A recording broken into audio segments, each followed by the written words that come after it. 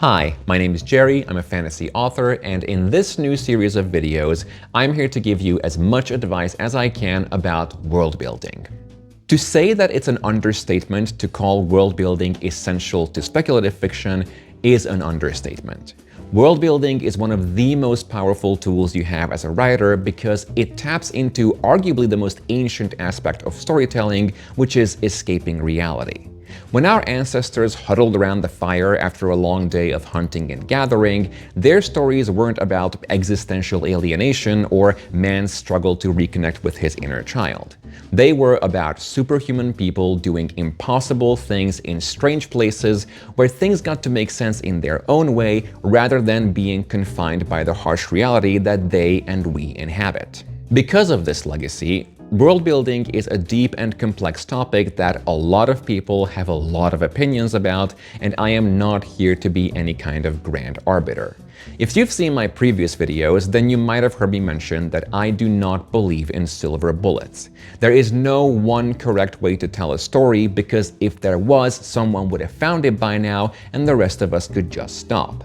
All of this is to say that I am not here to tell you how to write world building. I'm here to tell you how I write world building, and then you can decide for yourself if that works for you, and if it doesn't, then why not?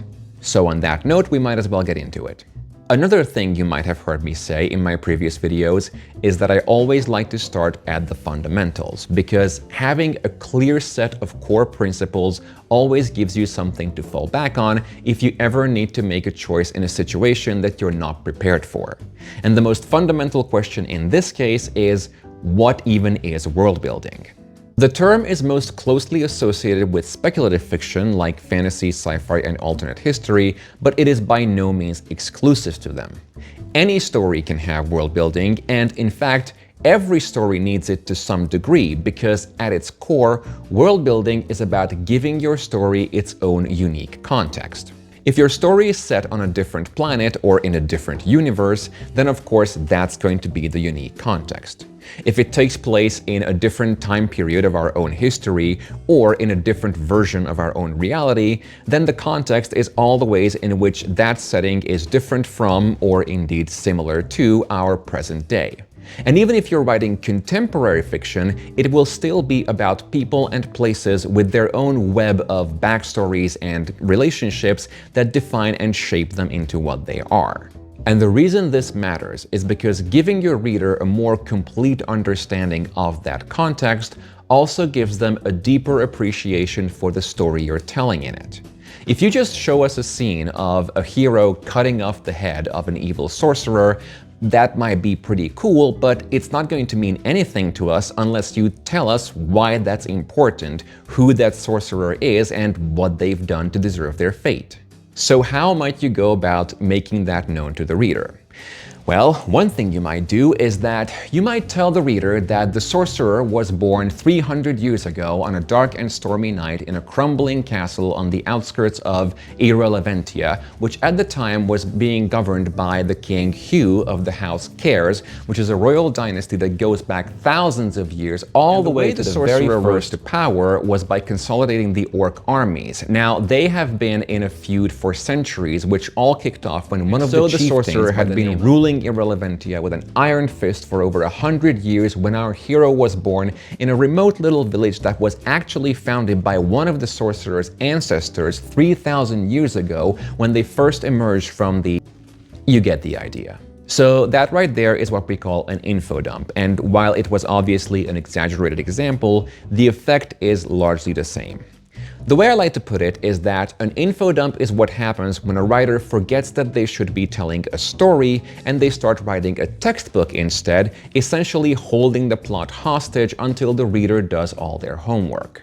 Now, I am not a psychic, so I'm not going to claim to know what goes on in people's heads, but based on my observations and discussions in various writing forums, I've noticed two main causes as to why info dumps tend to occur.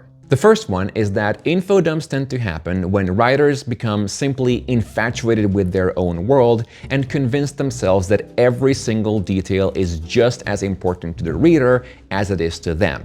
And the short and sweet answer to that is no, it's not. We've all seen Star Wars: A New Hope, and we were all able to appreciate Luke's journey as a hero without knowing that Emperor Palpatine even existed, let alone the entire political backstory of how he came to power by receiving and abusing emergency privileges, or something I have not seen the prequels. The second reason that can lead to an info dump is when a writer fails to trust their reader.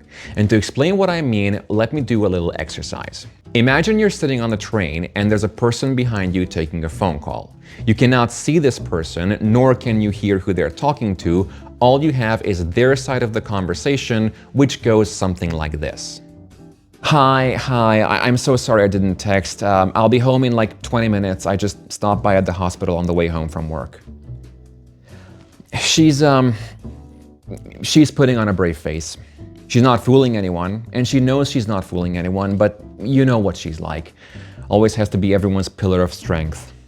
Well, the doctor refused to make guesses, but the nurse outside told me that going on experience, it's no more than 1 or 2 months. You know, I don't know how awful this sounds, but it almost felt like a relief. You know, the worst part of this past, 6 months by now? It was always the constant uncertainty, and there is a part of me somewhere deep inside that just wants it to be over. Did you ever feel like that about your uncle? In just a few lines from half of a dialogue, you can glean a much more intimate and complete understanding of someone's situation and extended family than if I were to openly tell you that the person behind you is on their phone with their spouse, talking about their sick mother who has 1 or 2 months to live. That is the power of inference.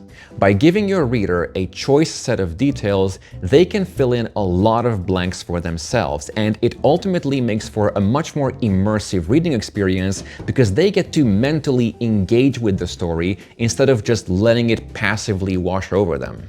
This idea is the bedrock of my world-building approach, which is an assortment of techniques and principles that I have collectively called matter-of-fact world-building.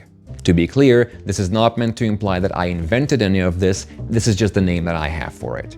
So in the remainder of this video, I'm going to be going over these techniques and principles and giving you examples of how I use them in my own writing.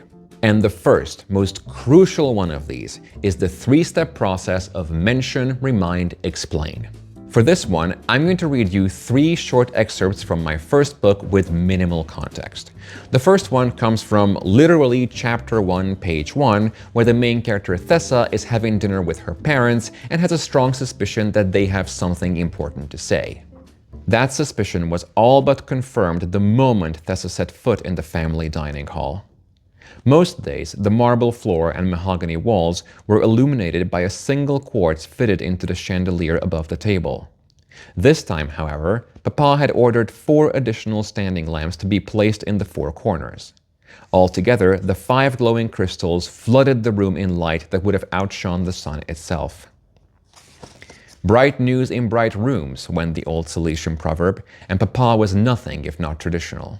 Excerpt number 2 comes from the chapter immediately following this one, where we meet the character Loken, who is traveling on a train in a first-class compartment, and the train goes into a tunnel. Within a moment, day turned to night. Loken reached up and slid open the cover of the quartz light to illuminate the compartment. In times of pressure, it was important to relish every small pleasure, however fleeting. Even if he made it across, he wouldn't be traveling in this luxury for a long while. An acrid smell clawed into his throat to jerk him out of his thoughts. He chastised himself for having forgotten to shut the window in the tunnel. Steam power was something he'd reluctantly accepted as a staple of modern life, but he wasn't fond of it.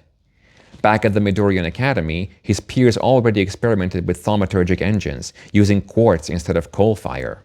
Same power, none of the grime. The last few explosions hadn't even claimed any fatalities. Solid progress. Finally, excerpt number 3 comes from much later in the book, when Loken, Tessa, and a third character, Corliss, each receive a certain item. The strap itself was plain leather, about 1 inch wide with a locking buckle. The curious part was embedded in the middle, a small quartz crystal which shimmered in alternating hues of amber, blue, and red. Loken smacked his lips. Clever. Terrifying, but clever. A lair, a sail, and a mander, if I'm not mistaken. What does that mean? What are those? Thessalona asked. She had also received one of the straps, which she was now eyeing with suspicion. Laypersons often still had that reaction to thaumaturgic objects, no matter how commonplace. This time, though, every bit of caution was warranted. Thaumaturgy is, in essence, the practice of trapping spirits in quartz crystals in order to harness their qualities. Loken pointed at the gem in his strap to illustrate, as he had done in countless lectures at the Academy.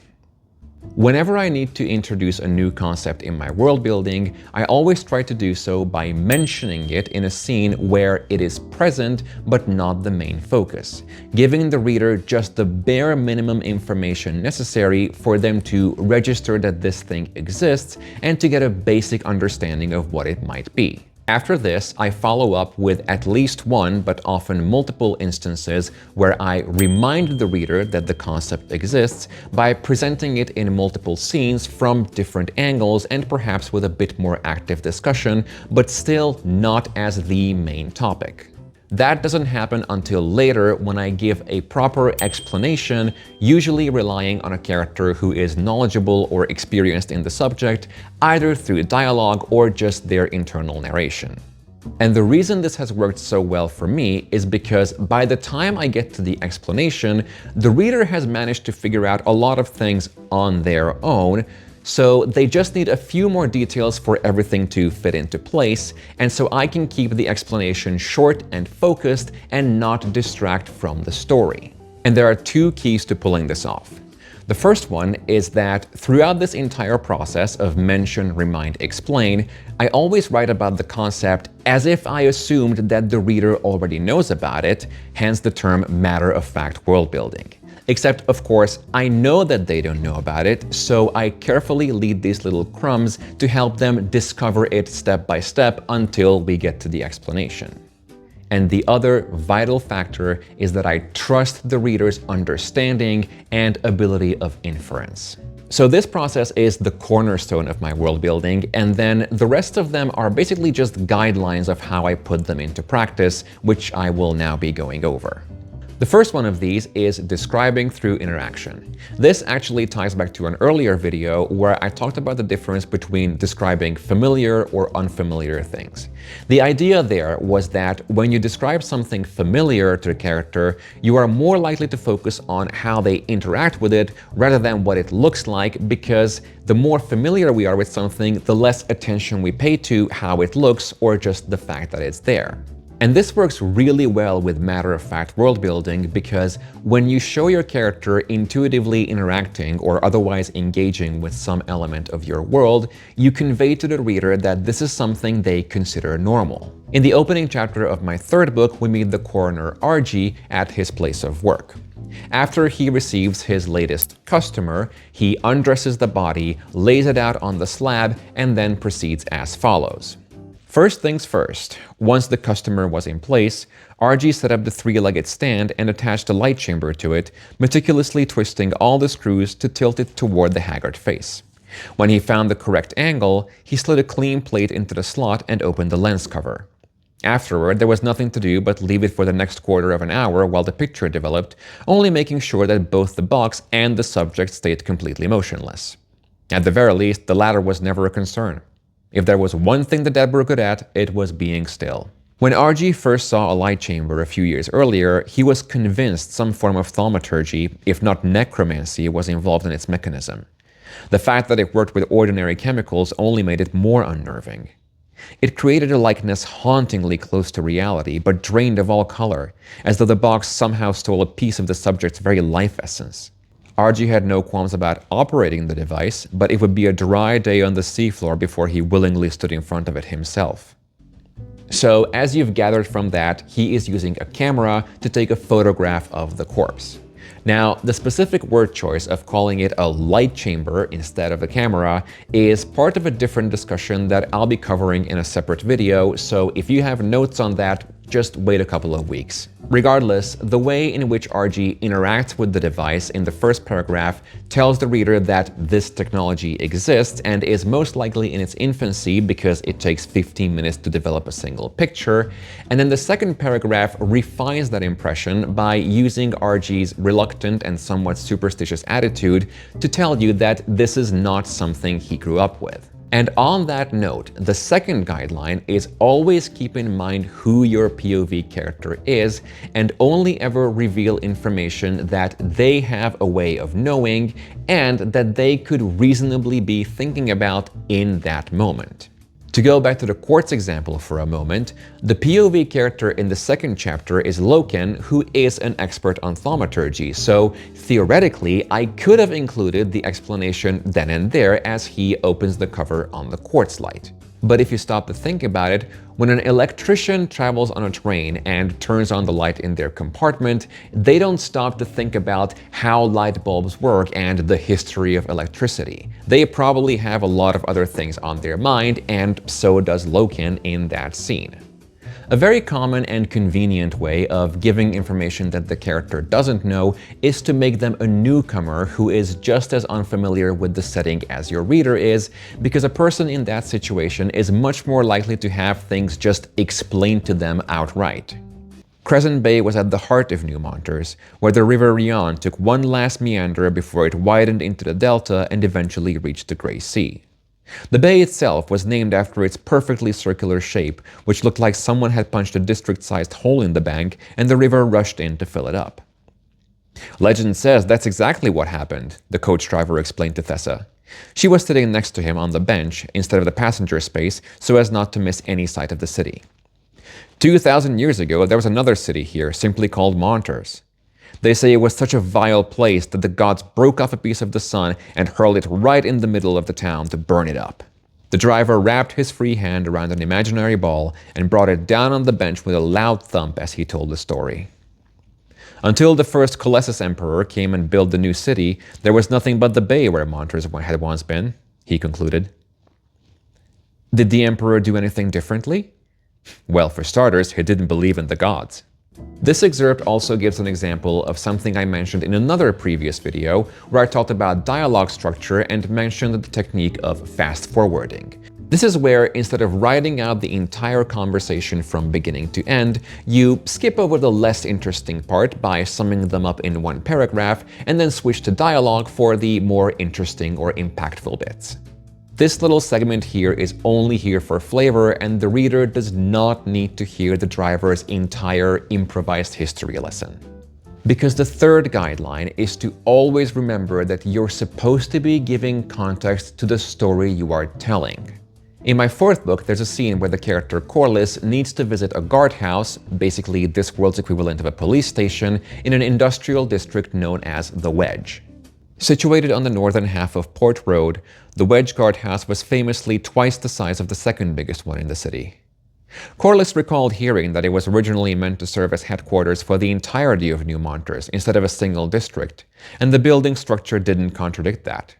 The tall windows, ornate stucco reliefs, and turret-like protrusions on each corner all hinted at a grander, more distinguished destiny. Then, so goes the tale, the steam revolution broke out, and the emperor at the time banished the new dirty industry to the barren wetlands of the Wedge. He did so under the assumption that no one would want to build there, but his gambit backfired when investors raced to buy up the cheap plots. The swamps were drained, the factories spread like mushrooms, and smokestacks darkened the sky day in, day out. With the factories came thousands of would-be workers, and with them came a million problems. Before long, the once majestic guardhouse was caked in soot and struggling to fight crime outside its front door, let alone the rest of the city.